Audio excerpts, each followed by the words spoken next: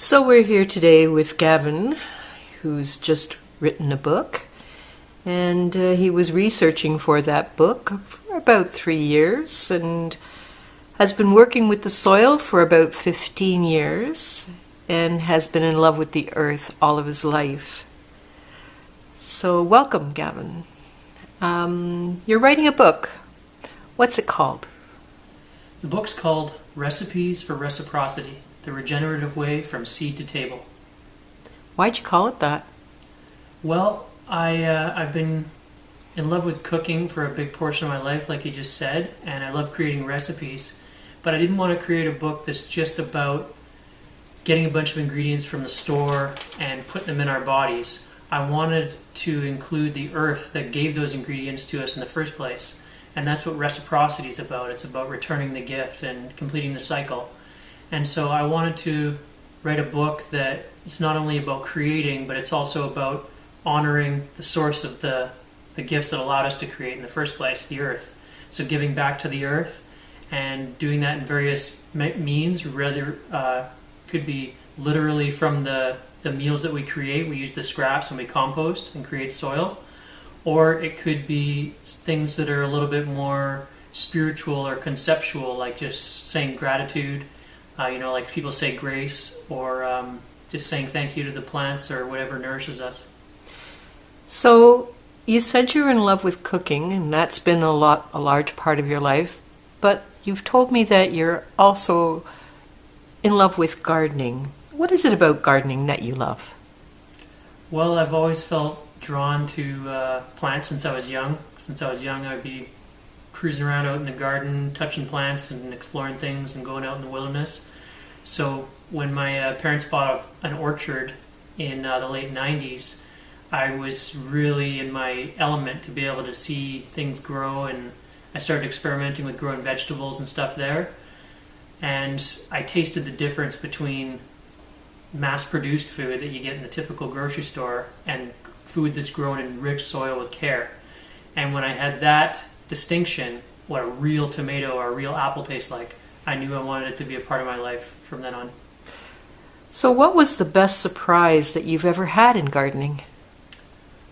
Well, that would be that gardening doesn't have to be relentlessly working hard and going against the forces of nature like conventional thinking teaches us, to chop and hack our way into the soil and plant these straight rows and monocultures and fight off all the bad guys and all this kind of thinking that we get taught conventionally. If you start to align with all the layers of a functioning ecosystem in the garden, then you start to see these amazing cycles weave themselves into your production systems. And you'll have kale that you planted, and then the next year it comes back and has beautiful flowers that are edible and are attracting pollinators for boosting all the other crops. And then eventually they set seeds, and then they seed themselves. And so you get 100 times as much kale as you had the first year without doing any work, and the added benefit of pollination. And that happens with a wide group of crops. So you can create self-sowing garden beds that just produce amazing abundance. Will you be talking about that at all in your book? I certainly will. So that's the surprise, but what has gardening taught you? Like, what kind of difficulty did you come across that gave you a new insight to gardening? The difficulty I came across. Yeah, like did you have, for example, some kind of dis-ease that came across your crops, or sure, some kind of pest, or... Yeah, well, using conventional growing things, I tried growing tomatoes, for instance, and here in the Great Lakes region we have a pretty high humidity, so on top of the normal issues that can face tomato growers when they're grown in close quarters, or even just some varieties are prone to them regardless, we have higher humidity, so things like powdery mildew and blight can be pretty easily something to wipe out your whole tomato crop. So when I started planting them in rows, typically how you grow them, and saw some of the end of the season problems like that, I was really amazed at how aligning with cycles and diversity in the ecosystem of the garden can mitigate those problems. Can you just tell me briefly what that means, aligning with the ecosystem? So when a plant grows from seed in a healthy ecosystem, it's not just the plant. The plant, the second it germinates, and even before, is coexisting with myriad other organisms in the soil, from bacteria to fungi and all the different soil life, from microscopic and insects, macroscopic insects in there. And it develops these relationships from the second it sprouts out of its roots. Some of them are mycorrhizal fungi that are interacting with the root, and they exist much deeper down in the soil. They have these strands, these hyphae, and they reach down deeper than the roots ever could. They pull up minerals and they pull up nutrients. They offer them to the plant, and the plant is photosynthesizing, and so it pulls down some extra sugars and gives it to the fungi. And so they have this interchanging symbiotic relationship.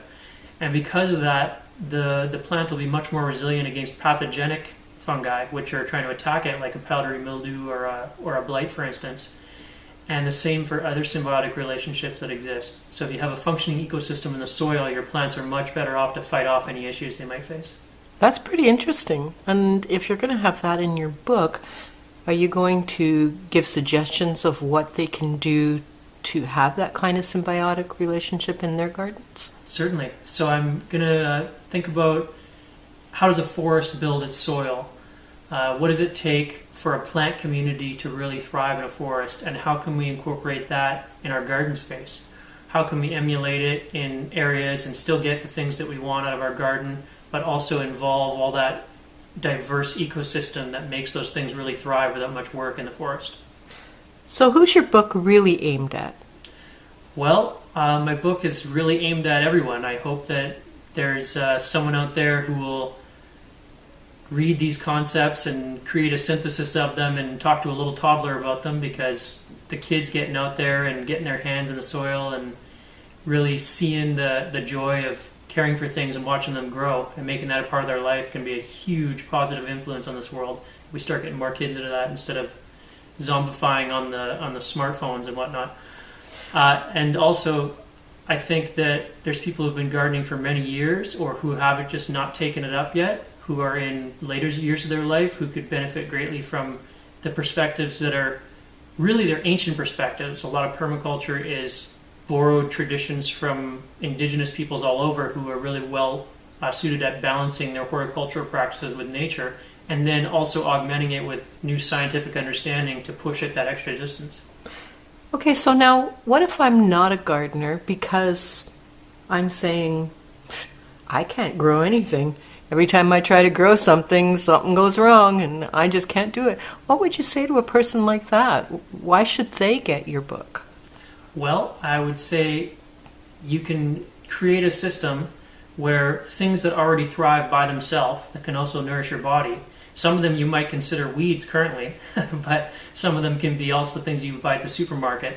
You can plant those, and if you set up the soil right and you set up the conditions for things decomposing, like with a good mulching practice, they're basically a totally hands-off cultivation system in which you set it up initially, and then once the thing grows, it's there, it's growing by itself on the natural rain cycles. Maybe if you were in a really hotter region, an arid region, you want to set up a drip feed, but it's so simple that you would just turn on the water for an hour and then turn it back off, and then the plant couldn't get too much or not enough water, and you're fine. So is that an expensive kind of setup, because you're talking about, preparing the soil? Do I have to start renting tillers and things? Like, what's this going to cost? Is it an expensive hobby? No, the whole point of what I'm trying to do is for people to be able to save money on food and all kinds of other things that come from depending on conventional agriculture. So I'm going to be looking at ways that we can use resources that are already at our disposal, that are produced by trees and other parts of the ecosystem around us, that we can incorporate into building soil. And when you do have to go out and buy a few things, it's usually a one-time purchase that'll last many years. So that initial thing of a little drip feeder that you're going to put under your mulch and hook up to your hose, if you need that, or your rain sequestration system on the side of your house, It'll last you many years and save you having to worry about if I watered it too much or that kind of thing. Now, what about if I don't have any land to make a garden? Can I still buy your book? Will it still be of any use to me? Yep, I'm going to be including information in the garden for people who don't actually have land or soil to grow in, because you can grow even if you just have a balcony, and you can grow in partial light and full sun. Even if you were stuck in a cement box with no windows in an apartment building, there's still things you could grow. Everyone has a window, so you can grow some things in the window, and then there's other things you can cultivate that aren't necessarily in the plant kingdom, but you can cultivate fungi. Fungi don't necessarily require sunlight, and yet if you get the basic materials, you can grow them in your house, and you can have super nutritious food available in any space. So when you sat down to decide, I'm writing a book about this, what was your motivation? Well, after gardening for a few years myself, I saw the amazing abundance that it can produce even in a small space, and I imagined, how can I unlock that potential? How can it be shared with other people? And after I started saving seeds, I saw the latent potential in a single seed or a handful of seeds is immense if you share them out with several other people and they do the same thing. So I thought, how can I connect my passion for cooking onto all the things that I've learned about cultivating food? And so this book felt like a natural evolution of connecting the two things and just being able to offer people a path to kind of reconnect with the earth in an era where technological distractions and other addictions have really sucked up a lot of our energy and the pursuit of material wealth. And I found it was so much more enriching to really have these moments in the garden where you're connecting with the living things that nourish you than to buy a bunch of shiny stuff. So I wanted to share that. So what has been your greatest inspiration in growing?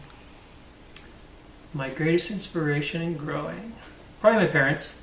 My parents left their super high-paced lifestyle at the high-end ski resort of Whistler to buy a farm without any experience whatsoever.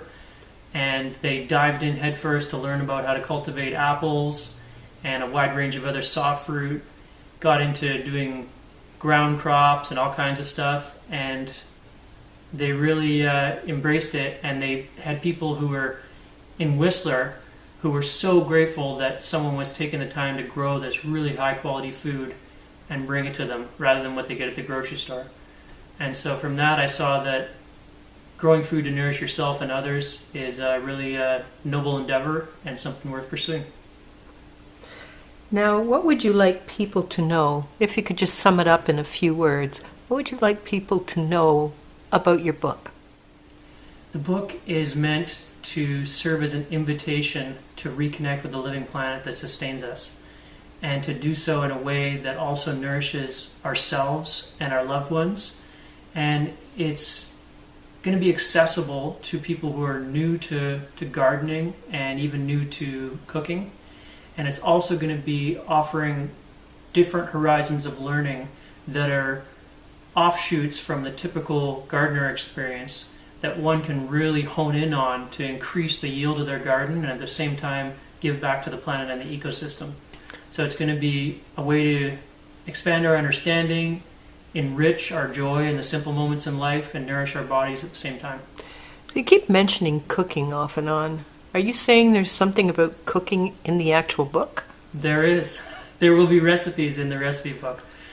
The recipes, they're a collection from different cultures. Some of the cultures that they had a really great balance in the way that they cultivated food, traditionally at least.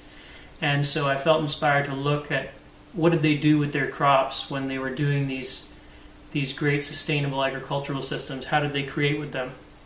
And creating those recipes myself is a way to really engage with those people, even if they don't exist anymore, because you're enjoying the same meal that they would have enjoyed and sowing the same crops. That's like the living legacy of what they tended to. And the seeds that are going to come along with it are a collection of seeds that I've grown over the years that I really love working with, and they serve like a really wide spectrum nutritionally to care for the body, and they can also work together well in companion plantings. So I'm excited about being able to provide the actual seeds for the ingredients for the recipes that people are going to be cooking. So I have one more question. You're busy with your garden in your own suburban backyard. What do you do when you don't have enough space? Do you reach out to the community? Do you just cut back on your crops? Like, what do you do? Well, first I think about, am I layering the space that I have effectively like an ecosystem would? Or am I just planting one layer of crops where I could be incrementally putting them all hanging out like a family and giving and taking from each other? Then after that's maxed out, then I engage with the community and see if there's a place that could be a space where lots of different people could cultivate a garden, and I could give my knowledge by helping to build soil, and I can cultivate crops and people can harvest from them, and we can all benefit from the space. So I worked on creating a community garden with that intent. And then also engaging with schools that have school gardens already set up to offer them the abundance so they can use the seeds and any information that might be helpful to them to cultivate the soil there so kids can learn about it. So I guess I want to close with this one question. For future generations, what would you like them to remember about this time on the planet, and how would you like them to see that we've progressed from where we were 20 years ago, 15 years ago, 10 years ago, when they look back in the future, from the future? Well, I'm sure they'll be shaking their heads and looking at how we've put ourselves on a trajectory where we clearly knew that there was stuff we couldn't keep doing and we're going to run out of and we're totally dependent on, but we just needlessly continued out of addiction or complacency or who knows what. So I'm sure they'd be shaking their heads, but I hope they saw that some people saw this pattern, this totally unsustainable and insane pattern of behaviors, and decided to chart a new course, one that looks to examples that have already existed in human history where we've had pockets of people that had a balance with the planet and even had a reciprocal relationship where they give and take with the ecosystems of Mother Earth, and people that also tried to find new ways to express that kind of relationship and to just to live with reverence and gratitude for what we have, and also try to pass all the abundance on to future generations. But for the purposes of today's Solutions Watch, I'm going to turn to a different source, but one that hopefully will be familiar, again, to Corbett Report members and people in the Corbett Report community generally. Specifically, I'm talking about Gavin Mounsey, who, in addition to being a Corbett Report member who is frequently in the comment section of Corbett Report under the username G, hopefully you have seen and read his posts on that, but hopefully you've also followed that back to the source of that information. For example, he writes at Substack at gavinmounsey.substack.com, and he's a prolific writer there, posting many, many things on a frequent basis, so I hope you're following his work there. Also, you may or may not know, he has a book, which I have a copy of here. He was kind enough to send into the P.O. box for Pilato, who sent it on to me. It's called Recipes for Reciprocity, and it is at recipesforreciprocity.com, where you can find out about this, the regenerative way from seed to table, which talks about the regenerative practices, permaculture, stacking functions, very specific and practical information, and then, as you would expect, a lot of recipes of very specific things that can be grown and made in the kitchen from the things that you were growing in the garden. So, again, very specific and practical tips for people who are serious about actually weaning themselves off of this industrial food supply, processed chemical gunk system that we are stuck on. And as I said at the beginning, as I will continue to stress, as I always stress, it is not a binary off-on 100% 0% switch. It's not that if you are not suddenly completely free of the supermarket and all all processed food whatsoever tomorrow, then it's a failure and who cares.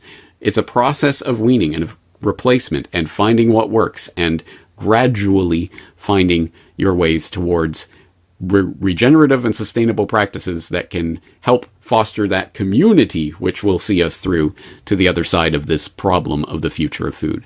Having said all of that, I just recorded a very interesting conversation with Gavin Mounsey about his work, why and how he does it, what he is specifically growing, and what processes and practices he uses that help him to shape his garden into something that's productive and regenerative. So, enjoy the conversation. How on earth did you get started with all this? Where did Recipes for Reciprocity come from? Why are you so interested in this subject? Well, my parents, like I mentioned, they got a farm in the South Okanagan. So I started off through the conventional agriculture lens because they were growing apples and wine grapes and some ground crops, but they were doing it the old industrial methods where they're using herbicides and pesticides. But what I noticed is when they had a little block of grapes that died off in the winter and I used them to grow some tomatoes, I used organic methods to grow the tomatoes. And the tomatoes that I got from that little garden were just way above and beyond anything I've gotten from the store. So it was the flavor of the homegrown tomatoes that got me into gardening back when I was like 19. And I've been doing it ever since. And then the book was kind of over a decade of cooking and having fun in the kitchen and recording my recipes. And then I took a permaculture course, and I thought, what a great way to combine my passion in the kitchen with something that can help other people to show them how to grow the food as well as prepare it in the kitchen. You know, that makes sense because it's holistic in every way, because we are taught to compartmentalize all of this, that there are people who produce and grow the food, and then there are people who distribute the food, and then there are people who sell the food, and then there are people who prepare the food, and they're all separate and disconnected, and you chop it all up into bits.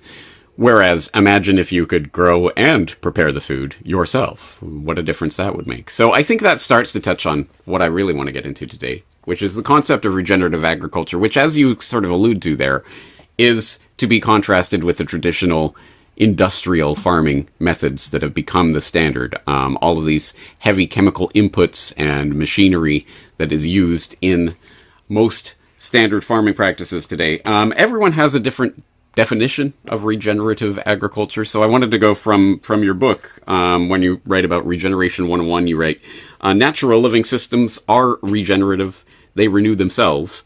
The materials and energy that drive living systems are cycled through that system again and again. And you say creating and supporting regenerative systems means moving beyond sustainability and actually giving back to the ecosystem around us as we take care of our own needs. I wonder if you could expand on that. How do you think of and how do you frame this concept of regenerative agriculture? Well, it's like organic is avoiding the synthetics, avoiding the poisons, the pesticides, and it takes a step beyond that when you go to regenerative, because you're not just trying to sustain the land being able to produce what you want without poisoning yourself. You're actively increasing the fertility of the land and hopefully the biodiversity within and around the farm. So you're focusing on, first and foremost, the soil life. You're giving back to the soil life through composting, through mulching. And by doing that, it's a benefit to you as well as your community around you of non-human beings, of all the pollinators and the winged ones and everything. So it's basically to tap into the already existing abundance that's in a forest ecosystem, like you touched on in How to Eat a Pine Tree with, it was Michael Hoffman and Jim Gale, where they talked about how if you look at a forest, it just grows by itself. It fertilizes itself. It's watered itself by the rain. And so regenerative agriculture looks to that mentality of the forest ecosystem and the self-regenerating nature of ecosystems, and then applies it in how we grow our food. And it can be on a large scale. It can be like on a rancher scale where you have cows moving around, emulating the movement of like buffalo. They're eating up the grass. They're depositing the dung. They're pulling on the roots, and they're stimulating deeper root growth in the rhizosphere. There's more biological activity, and that's retaining more water. So you can do it on a large scale, or you can do it, as I focused on in my book, in a really decentralized and localized scale, whether it's just a balcony or your backyard. You can start to cycle your kitchen waste and your leaves and different things that are just thrown out by most people and build really fertile soil and then you get some amazing food in the process. You know, what you talk about there raises, I think, one of the important aspects of all of this, which is that fundamentally this is almost a mindset type of thing. Because I imagine a lot of the reason that people have their reservations about this is that we are, generally speaking, in a mindset of it is us versus nature. And we are trying to tame nature, essentially, to do our bidding. And how do you do that? Well, you do this monocropping, and you have to use all these pesticides and chemical inputs, and you have to basically fight against the earth in order to get it to produce abundance. Whereas, well, obviously the earth is abundant, and it does function even without any human input. How can we use that is a very different mindset to get into. Can you speak to the mindset flip that has to take place there, and how even yourself perhaps had to overcome some of your initial programming with regards to this? Yeah, you're right. It is a mindset, because people have been conditioned into the mentality that we're making a useless wasteland or wilderness place into something useful by putting straight rows in, by getting rid of the biodiversity and then imposing one crop onto a place.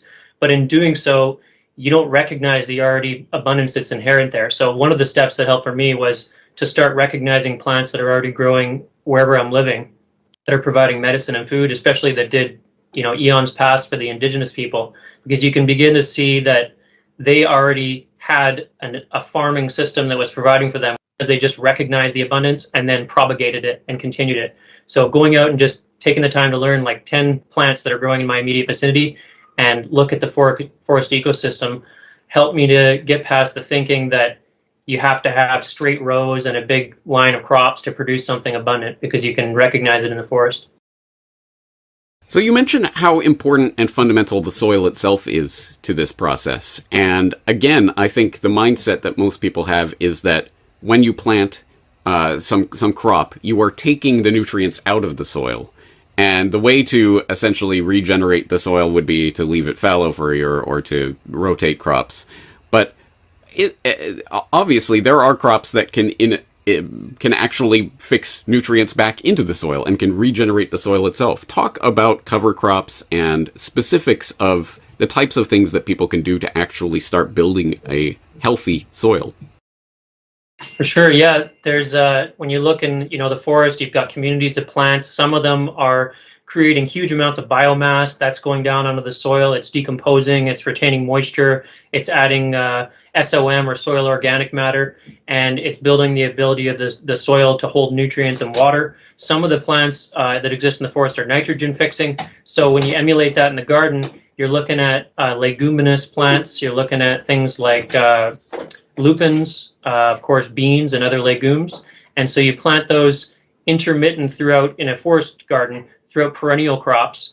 And they're literally, like you say, they're pulling in the abundance that's in the atmosphere of the nitrogen, which is that thing that all the governments are freaking out about and trying to restrict people in the synthetic sense, which is it's all around us. And they're fixing it onto the root nodules, and then the neighboring plants are getting access to that fertilizer. So that's one of the things that's an ancient companion planting system called Three Sisters. So the First Nation people on Turtle Island, now known as North America, they would grow corn, bean, and squash together. And they would grow the corn as the tall member that would support the beans. And then they would grow the squash at the base to choke out the weeds. And the beans, in that case, were the nitrogen-fixing member of that companion planting system. So they were literally fertilizing their companions, and they were all working together towards a synergistic abundance that they alone couldn't accomplish. So in the context of the garden, I like to, when I do a raised bed, I'll sow out some clover seeds. I'll also plant things, like I said, like lupins adjacent to my blueberry plants, let's say, or my apple trees. And so they're bringing in the pollinators simultaneously, and they're feeding into the plant roots. And so instead of having to add that synthetic NPK like Miracle-Gro, I'm getting it right from the atmosphere. I'm pulling it in from all around me. It's almost like the earth is naturally abundant, and you just have to find the ways that it works together naturally. Well, okay, but there will be people out there saying, well, okay, great, it sounds wonderful and virtuous, but there will be pests. There will be weeds, or at least things that you don't want growing in your garden. What kind of weed and pest control can you use if you're not going to use chemical inputs? Well, in regenerative ag, the idea is to plant the plants that you want to be there to the degree that they outcompete the unwanted plants. So if you're going to plant a rich cover crop diversity of clover and maybe some daikon, because daikon is well known in Japan, and it's also really well known in regenerative agriculture and gardening because it's a phosphorus and calcium hyperaccumulator. So you could put it in the soil. I think you touched on this in another episode with the community gardening, and it'll pull up all these minerals from deep in the soil. And then if you let it decompose in place, it creates these pockets for roots to go down. And so if they're all there growing, they're going to outcompete the unwanted plants like weeds. And then another tactic, if you wanted something more clean looking and not a whole diversity of plants in close proximity, is you could just mimic heavy decomposing amounts of material in the forest through mulching. So you could put your elderberries and your other things, your undercover medicine plants out front or in the back, and then put down a heavy layer of like 4 inches of cedar bark mulch or hardwood mulch. And that mimics the decomposing process in the forest. It provides a great breeding ground for mycelium of beneficial fungi like mycorrhiza. And so it's helping the roots of the plants. It's suppressing the ones you don't want to be there. And then for pests, basically I just promote a robust ecosystem. Like if you have wolves in an ecosystem in a forest, they're going to maintain the numbers of deer, the herbivores. In my micro ecosystem, the alpha predators are probably praying mantis. So I plant things that are going to attract those guys and let them have habitat to overwinter, like echinacea. They love to set their egg sacs on, anise hyssop and other plants. And I create homes for other predators like ladybugs to invite them in. So they're all cruising around there and they're getting rid of the aphids, they're getting rid of the mites. And so I might see a little bit of the mites or the caterpillars start on some things, but usually the predators will come in and they'll mitigate their numbers to the point where I'm not really impacted by it. You know, it sounds wonderful. It sounds like a lot of work. And so I can understand there are people out there who think, oh, this is too much work, I can't get into this. But what would you say to people out there that are interested in this concept and how they can or should dip their toes into this water? Well, just start small. Start with, if you only have a patio, start with a few pots. You can grow a lot of nutrient-dense food with just a few pots of something like kale, or you can even grow ginger from the grocery store. You can take the little rhizomes, put them right in the soil, and you'll have a nice, pretty house plant. And then after admiring it for about 10 months, you turn over the pot, and you've got a bunch of organic homegrown ginger root.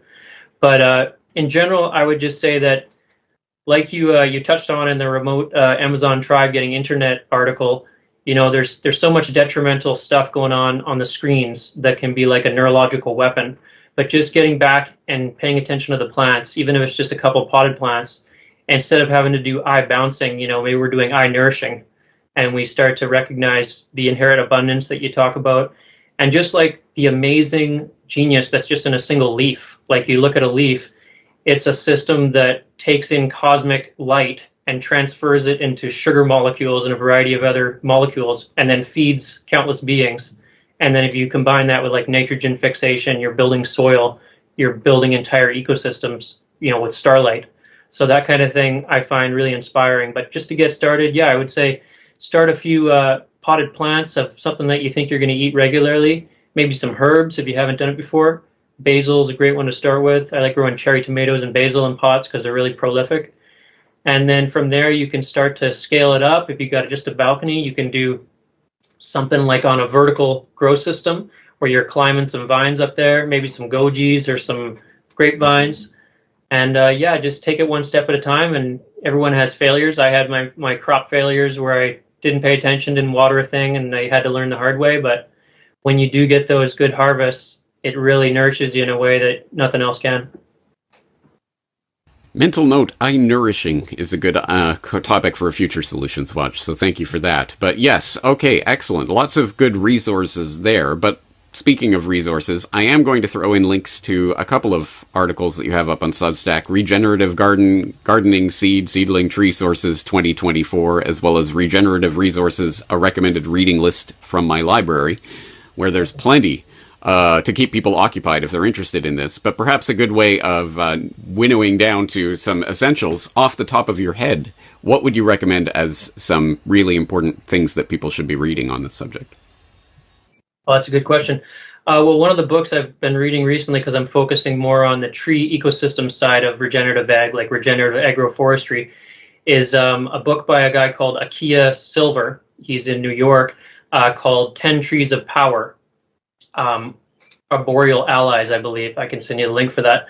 And he just focuses on how recognizing the abundance in nature and then planting those crops, you produce so much abundance with so little work. And then for more on the nitty gritty science side of things, if people are interested in the soil science, there's a book by a guy called Matt Powers called Regenerative Soil, which is great. It gets into all how you're feeding the organisms and the nutrient cycling and all that kind of stuff. And then I think that documentary that just came out was pretty solid too, Common Ground. It had some parts, I could say, criticisms that kind of lend legitimacy to the whole carbon-centric anthropogenic climate change narrative where they mention about climate change in it. But as a whole, they're showing people that when you team up with nature, when you team up with soil biology, you can produce abundance locally. You can decentralize your access to food. You can boycott corrupt systems, and there's solutions to the problems we face. Excellent. A good list of resources, but of course also Recipes for Reciprocity. I hope people will be interested in that. How can people get their hands on a copy of that book? That is Gavin Mounsey of recipesforreciprocity.com. I hope you got as much out of that conversation as I did, and if you did, then I suggest that you take a look at the resources that will be provided in the show notes. Not only, obviously, the link to the aforementioned book, Recipes for Reciprocity, at recipesforreciprocity.com, and not only to the aforementioned Substack, gavinmounsey.substack.com, and not only to the articles that I brought up there on various resources that are packed with ideas for books and other things that people could be consulting with regards to these: Regenerative Gardening Seed, Seedling, Tree Sources 2024, and Regenerative Resources, a recommended reading list from my library. But I should also point out that hopefully, again, Gavin is familiar to you if you are a regular listener to the Morning Monarchy podcast, because on Wednesdays, the Food World Order edition of Morning Monarchy, Gavin Mounsey does a Mounsey Minute for MediaMonarchy.com, and will provide an article or something along those lines that James plays on the Morning Monarchy stream. So if you're not a listener to Morning Monarchy, what are you doing? And I will include the link to MediaMonarchy.com/listen so you can find out how and when to tune in. You can introduce a little bit about yourself and why you made this recipe book and why people should check it out. Thanks so much for having me on, brother. It's an honor. I think there's a lot of overlap and mirroring in our work. I've been starting to read your written works, your published works, and I've been really inspired how you draw the connection between voluntarism and permaculture, how they're both these fractal seeds that can express out into freedom in so many different domains. And that's something I touched on in my book, which I'll get back to the beginning of how I wrote it. So I was raised on an orchard and vineyard, and so I started experimenting with growing some of my own food as a kid. And I found that the homegrown food just tasted that much better than the grocery store food. So I wanted to step up that game a bit. And so I experimented with going into organic instead of the conventional. And I noticed the flavor difference in like the tomatoes that are grown in compost instead of all the synthetic fertilizer. And then that was my entry point to start learning about natural cultivation methods. And then one season, my wife, she sent me a video to Matt Powers, who was talking about amaranth seeds for Baker Creek Seeds. And he had a permaculture course. And so when I saw that you can take it beyond organic to the level of aligning your cultivation systems with ecology and learning from ancient cultures, putting it all together so you can have not only food for humans, but also habitat for our non-human kin, and just a self-perpetuating food system that creates beauty and medicine. So I took that course, the Advanced Permaculture Student Online.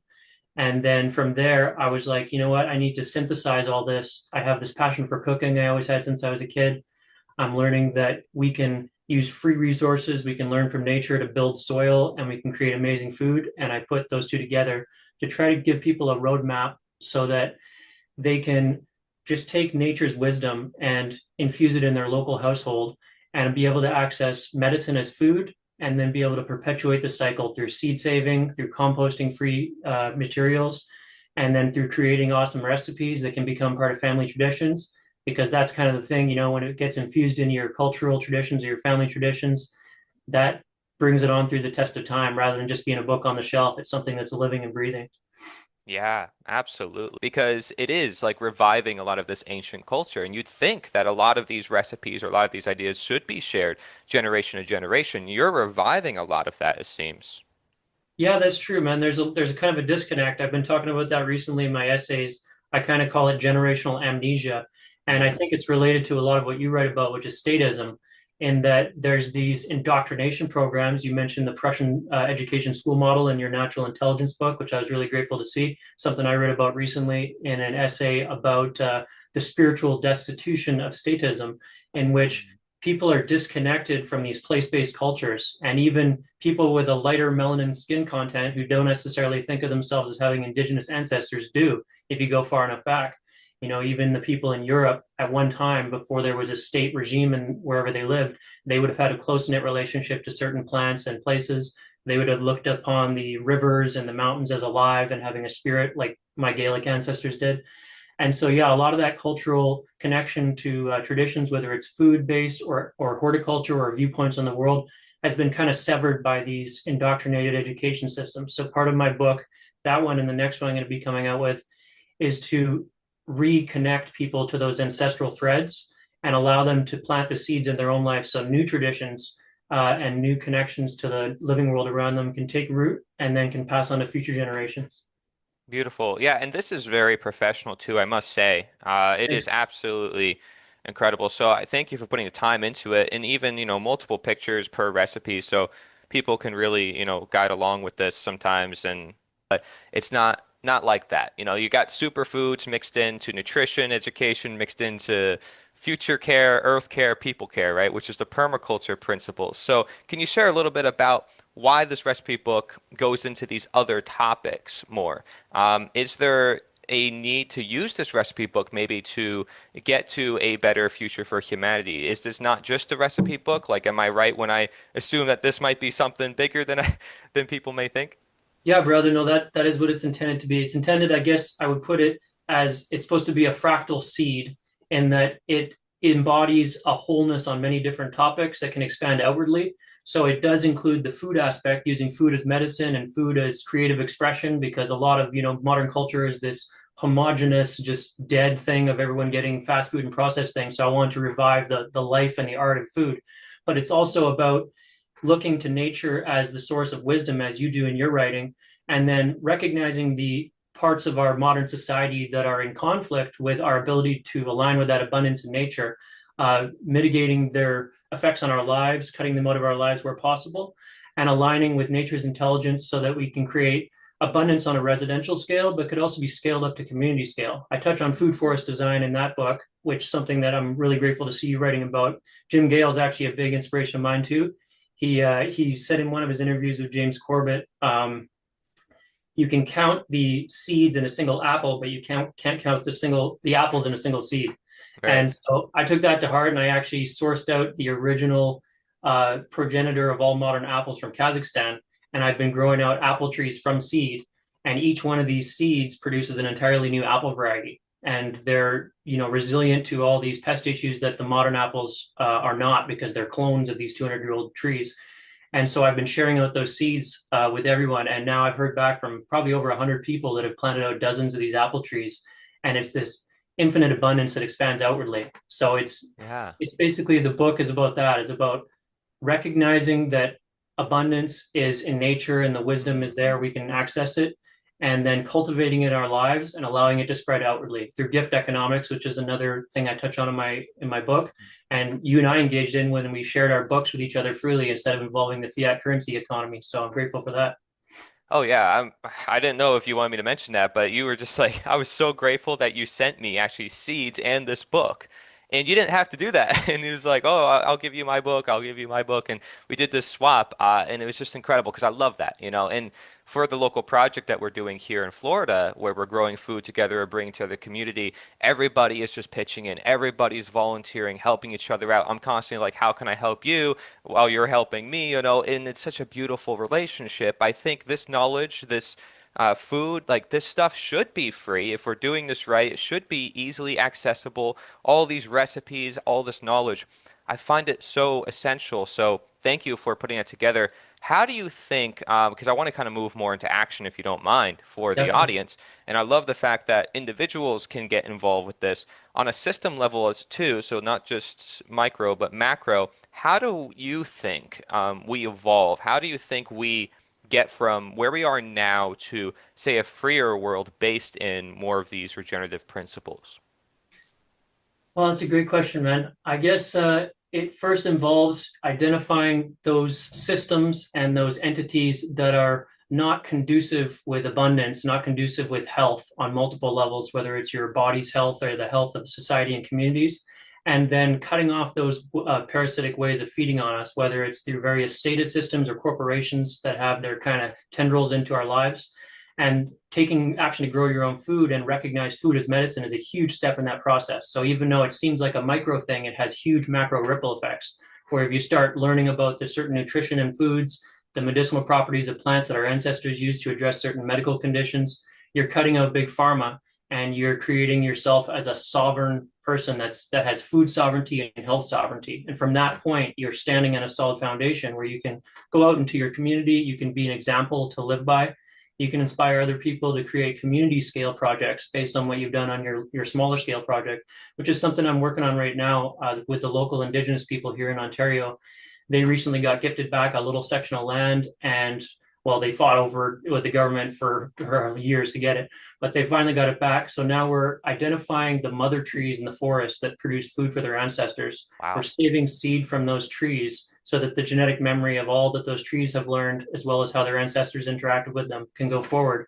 And we're planting them out in this 40-acre plot where there's going to be hickory trees, there's going to be those wild apple trees I mentioned, oak trees, butternut, and a whole range of other long-lived trees that can become an ecosystem that provides like a sanctuary or a cathedral, if you will, to be in prayer Beautiful. and connect with Creator and simultaneously feed our bodies. So that's the kind of fractal thing that can expand out to a community scale where we can totally boycott these systems that are feeding on us and create a new model that can scale up. Okay, I absolutely love that. Now, if you don't mind, I'm going to ask a little bit more of a challenging question. Let's Sure. say someone's in the city or doesn't have access to much land. They feel like they can't maybe grow as much. They can still maybe participate with some of these recipes, though a lot of the stuff might be exported also, right? They might have to get things from other sources. What would you say from their position they can do? Yeah, it's a great question. I do have a little section in the book about urban cultivation. So I talk about with really limited space, you can either grow things like even on a balcony, if you have a balcony. Some people, let's say you're in an extreme situation, you're like in an apartment building in China where you don't even have a window or anything. You could literally take free materials like coffee grounds and you can grow things like oyster mushrooms because fungi is another really untapped potential in permaculture realm and in food forest design, something that I intend on remedying in my next book. So you can take coffee grounds, you can take random wood from landscaping companies or utility companies, you can inoculate it with certain spawn, and you could be growing mushrooms, gourmet and medicinal, right inside your house without having any access to a garden space outside. Now, that's a bit of a specialized endeavor. Some people don't want to go the deep dive with that, but you can also do things like you could take just a few seeds, like an amaranth seed, or seeds from certain things, and you can grow them as microgreens. So you could have in your windowsill some super nutrient dense microgreens that you're harvesting repetitively. And so you're getting access to fresh food, even though you don't have access to soil. And then additionally, you can do what's called guerrilla gardening. So if you're in an urban situation, you can identify the plants that are already growing in your area that are medicinal. Some of them might be called weeds to most people. And then identify the trees that are producing food. And you can go around to common areas, whether it's an abandoned lot or even a median on a street, and you can cultivate some of these plants that can set up in the long term. You're going back and you're foraging, and it's Hmm. not on land that you technically own, but you're creating access to it for yourself and others, and as well as what as wildlife. And then another one that I like to talk about is community gardens. Hmm. So you could set up a space where you talk to whoever it is that has some local space available, whether it's an abandoned lot or just an unused portion of an apartment building property. And you could say, can we put in some raised beds here? We're going to increase the beauty of the space. You know, we're going to make it so it's a community thing that's joining us together. People are going to be outside growing food rather than sitting around, you know, smoking weed and drinking.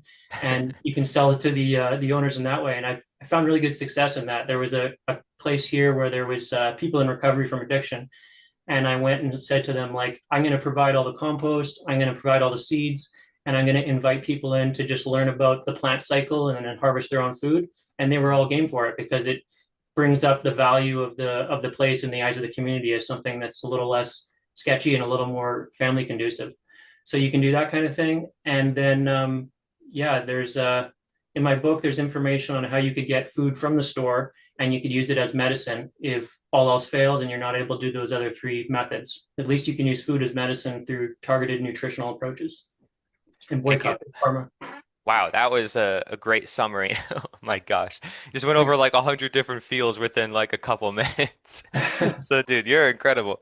And that's why I love your writings too. And I'm not trying to like hype up your ego too much, but I swear, it's why I wanted to do this interview. So thank you so much. I'll give you another challenge. So Okay. let's say it's illegal to grow food where you are. Maybe you're in some HOA neighborhood and you're constantly fighting this. And I think this is maybe relevant to a previous point you made where you mentioned statism. You mentioned within this book some decentralized systems, alternatives to governance as well. So can you maybe share with us why you shared that in the book and how that's maybe relevant to the case of scenario I just mentioned where maybe somebody can't grow food at all? Yeah, there is that for sure too. I think locally here, even a little south of us in Windsor, there was people that they tried to grow food on their front lawn, and the municipality tried to sue them for growing food on their own front lawn.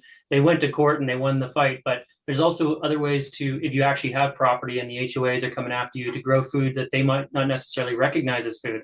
Now, I created an article on Substack. I don't know if you've seen it. It was covert food gardening in the era of lawn Nazis. And so that has some suggestions where you can do plants that would be seen as ornamental to most, but are actually extremely medicinal and nutritious. I go through things like serviceberry, which are used in the ornamental landscaping industry, but provide really delicious berries. Echinacea, of course, is a beautiful flower, cone flower, and then you can dig up the roots and you create really powerful immune system boosting medicine out of that, as well as the foliage. And amaranth, the one I mentioned before, beautiful, tall flowering plant, golden or purple flowers, really nutrient dense, protein rich seeds, and the leaves can be used like spinach. So those are a few ideas you can use if you're trying to get around the HOAs and you're just growing something that looks pretty, but you're also harvesting it for food. And then another one that I didn't mention in the context of guerrilla gardening is guerrilla forest gardening, forest tending, otherwise known as. So if you in a place where there's parks and there's already forest present, you can think about what plants could grow in conjunction with those trees that people wouldn't necessarily notice that something's been planted there. Like for instance, I go to this local little forest that's just down the way from my place, and it's got oak and it's got different old growth trees. And so I planted ramp seeds down underneath the trees. So that's the wild onions. So now the ramps are growing down in the rich soil that's produced by these old trees. And after a few years, I was able to start harvesting my own ramps on my walks. And they also provide for the pollinators. And I've seen some other people harvesting from them too, recognizing them. So I was like, oh, good. People actually know what these plants are. There's not plant knowledge isn't dead. So you can do that kind of thing, forest tending. And then there's another fun one that I've heard of called guerrilla grafting. So they take edible fruit species and graft them onto those ornamental fruits that you might see planted along the roads and stuff. Like there's a lot of ornamental pears and crab apples, and you could graft an edible branch on there. And then in future years, it's going to produce fruit for you. So those are some Yeah. ideas. But as far as statism inhibiting that kind of cultivation, I think there's a concerted effort, an attack to cripple people's access to real food. It's a multifaceted approach where they're using genetic modification to try to take over ownership of seeds. Hmm. They're putting out poisons in foods. It's a lot of different ways that they're trying to attack people's health in that capacity. So what is the solution to that? It's just to start small, wherever you can start. Even if it's just a windowsill, you can start to learn about the seed cycle, go on a walk and recognize the plants that are growing in your local ecology, recognize the ones that provide medicine and food. Just getting that pattern recognition, you're getting a step up above and able to be more resilient while these systems are trying to put their vision about control on you. You're gaining more freedom through understanding of your plant kin. And that's Yeah. something that today is surely lacking. I mean, I read a study that there's kids that they can recognize more than 1,000 corporate logos, but less than 10 plant species in Canada and the States. That's a common Hmm. thing. So to remedy that, we got to start reversing the trend by just giving our attention and giving our gratitude to the plants where we are, even if it's in a city, and start learning about them, collect their seeds, and perpetuate that cycle so that it can give us health and resilience. But I think you mentioned a lot of good points. Is we show the better way, we inspire other people, and we could have abundance everywhere. I think if we implemented a lot of these strategies you're sharing, we could have the Garden of Eden per se here on Earth. So I kind of want to delve into some of these more broader scale type of things. Like, is there, let's say, a religious background for this book, or does it transcend every culture? Does it transcend every religion? Like, what would you say is your main source of knowledge, right? Because obviously we're English speaking audience. I'm learning Chinese. I find out a lot of the plants I'm learning are from Japan or China in origin. I've just figured to ask you like more cultural question. What do you think? For sure. I appreciate the question. I'm not religious per se. I am a very spiritual person. So growing up in the atheist family, I kind of had my innate curiosity about is there more than just humans that have a spirit? Is there a God kind of suppressed for a while? But what happened was is that I spent more time in nature as a young adult, and I would go into meditation in places like what's behind me there, the old growth forest. That's on Vancouver Island in Fairy Creek, a really rare old growth forest habitat. But my parents were park rangers, so I was up in the woods a lot. And when I would just be quiet and calm down, I was able to sense intuitively, without any external cultural programming, that there is this essence in me that precedes my body, that is the spirit or the soul.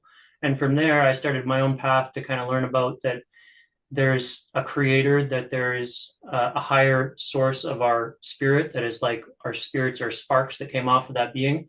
And I just started to develop my own spirituality. So I guess I've described it before as spiritual autodidacticism or self-taught spirituality.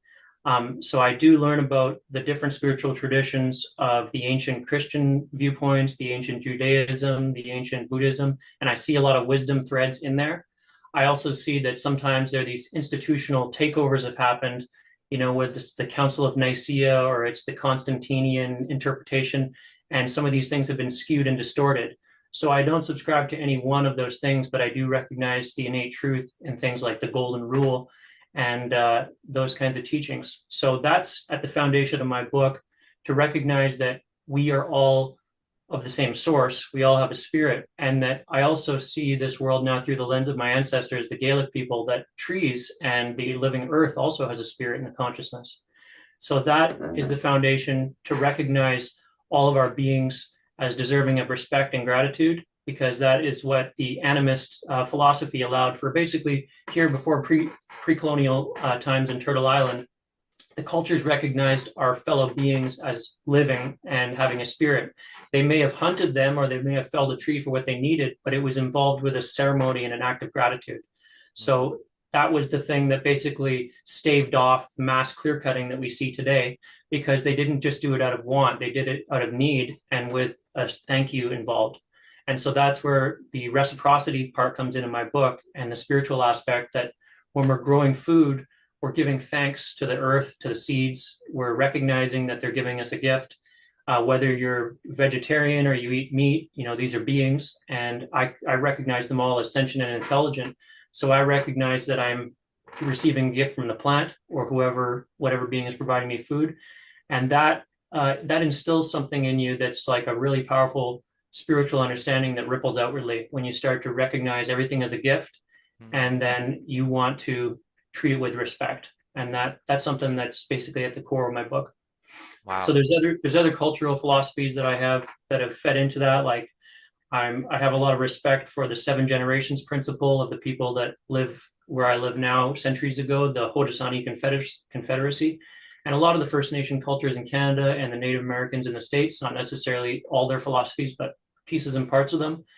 And so I look to what resonates with what's true in nature, as you have in your work. When I look to this forest behind me here and I see all the symbiosis that's going on between the trees, there's a give and take going on. Every breath that a mammal takes, they're breathing in the oxygen the trees gave, and these trees are connecting with each other underground. They're sharing information and resources with each other, helping the young so they can get up to the light until they're strong enough.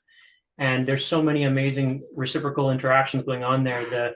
The connection between trees and the ocean is something I've been exploring recently. So the ocean basically is low in iron, And so when the trees drop their decomposing leaves and other matter, it creates fulvic and humic acid, which pulls out iron from the earth down into the streams, the rivers, and then fertilizes the ocean estuaries where the phytoplankton and the kelp forests grow. So that becomes the foundation for all ocean life, gifted from the trees. And Wow. then because the salmon find their habitat there and the salmon are spawning, they bring the ocean minerals back up in their flesh and their bones up into the forest and are carried there by the eagles, by the bears, and they deposit those ocean minerals to finish the gift circle. And those trees wouldn't get as big as they do without that gift relationship in place. So I try to see those relationships, and that's the foundation for my spiritual understanding and how I teach people to grow food. Give someone a basket full of fresh veggies and mushrooms and they can eat for a day. Give someone a copy of Recipes for Reciprocity, the regenerative way from seed to table, and a handful of heirloom seeds, and they can not only feed themselves for a lifetime, but also can send out ripple effects of abundance, resilience, and hope into their local community. Recipes for Reciprocity, the regenerative way from seed to table, is an excellent gift, as it is in essence a fractal seed that aligns with the inherent regenerative capacity and wealth of the living gift economy of the earth. When planted within a fertile mind, that seed can unlock a great many gifts which are accessible throughout one's entire lifetime. Thus, in the spirit of the holiday season, Gavin is offering a limited time 40% discount on the digital ebook version of Recipes for Reciprocity, the regenerative way from seed to table, and a 20% discount on physical copies of the book from now until December 24th. The limited time offer discount for both is the gift that keeps on giving. Again, the gift that keeps on giving. He will also be throwing in some bonus goji berry seeds and Hopi red amaranth seeds with each physical copy of his book that is purchased from now until Christmas Eve. You can purchase physical copies of his book here at recipesforreciprocity.com/shop.